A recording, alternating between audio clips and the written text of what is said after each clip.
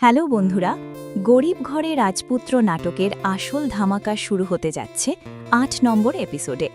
গল্প নিতে যাচ্ছে আরও ভয়ঙ্কর ও রোমাঞ্চকর মোড়।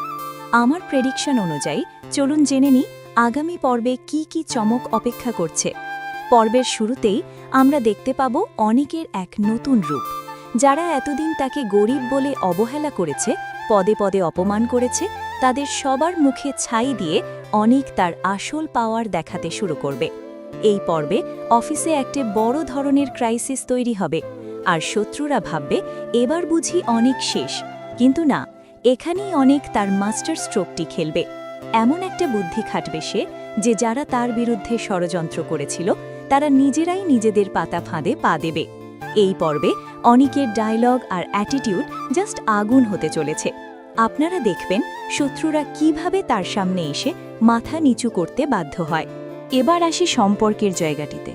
মেঘলার সাথে অনিকের সম্পর্কের বরফ আগামী পর্বে কিছুটা গলতে শুরু করবে।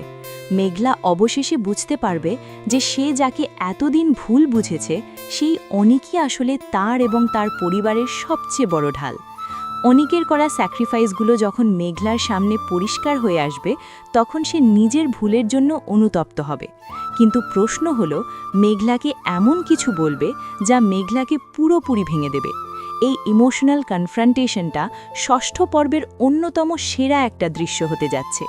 তবে বন্ধুরা, ভিডিওর আসল চমকটা কিন্তু পর্বের শেষের দিকে লুকিয়ে আছে। আপনারা দেখবেন অনিকের এই সাফল্যের পেছনে এমন একজনের হাত রয়েছে যাকে আমরা ঘুণাক্ষরেও সন্দেহ করিনি। সেই গোপন মানুষটা যখন সবার সামনে আসবে, মেঘলা মানসিকভাবে ভেঙে পড়বে এবং অনিককে ভুল বুঝবে। অন্যদিকে বৃষ্টির পাগলামি কিন্তু বেড়েই চলেছে। বৃষ্টি অনিককে এক মুহূর্তের জন্য চোখের আড়াল করতে চায় না। অষ্টম পর্বে আমরা দেখতে পারি বৃষ্টি অনিককে তার বাসায় থাকার জন্য চাপ দিচ্ছে, অথবা তাকে নিয়ে কোনো দূরে কোথাও ঘুরতে যাওয়ার প্ল্যান করছে। এখানেই হবে আসল বিপদ। একদিকে মেঘলার বাবার অসুস্থতা আর অন্যদিকে বৃষ্টির ডিম্যান্ড অনেকেই দুয়ের মাঝে পিষ্ট হবে। বৃষ্টির সাথে থাকার সময় অনেক যদি মেঘলার ফোন পায় বা মেঘলার কোনো বিপদের খবর আসে, তখন অনেক কিভাবে পরিস্থিতি সামলাবে। অনেকের এই ডাবল লাইফ মেনটেন করা যে ক্রমশ অসম্ভব হয়ে উঠছে, সেটা অষ্টম পর্বে পরিষ্কার হয়ে যাবে।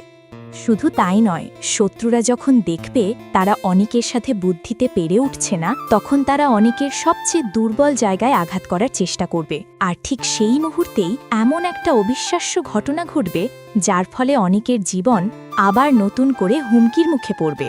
অষ্টম পর্বটি শেষ হবে ঠিক এমন এক শ্বাসরুদ্ধকর সাসপেন্স দিয়ে যে আপনারা ৯ নম্বর পর্ব দেখার জন্য রীতিমতো পাগল হয়ে যাবেন।